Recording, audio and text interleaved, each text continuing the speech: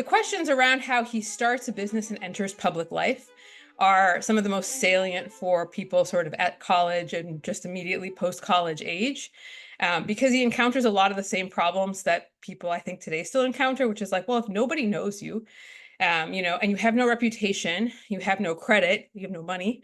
Like, what do you do to get ahead? And so he has all of these strategies for how he starts his business, and like they're very detailed. And then he has this whole, chapter on like how to present yourself in public in such a way as to persuade people without alienating them.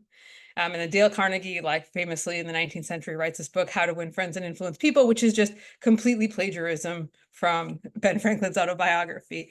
But it is a very, I mean, in that sense, he gives you very sort of discrete strategies. There's like check boxes. He gives you a calendar, a schedule for every day. And so it's very much a kind of effort to get you on board with this plan to make yourself successful.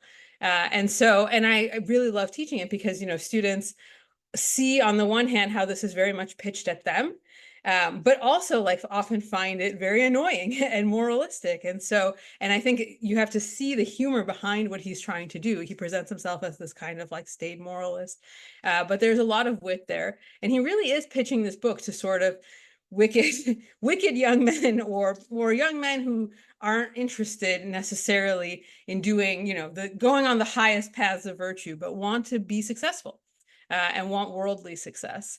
And so, that's still a tension, I think, in our sort of culture, right? Whether, when you're graduating college, you're in college, you just finished college, should you be advancing yourself, pursuing your self-interest, getting rich, right? Or should you be trying to save the world and make it a better place and all of this? And what Franklin is really interested in is you could probably combine this, according to him. And so the way that he presents for combining it, I think, is really worth talking about, especially to, people who are college age and just out of college and sort of encountering these problems for the first time.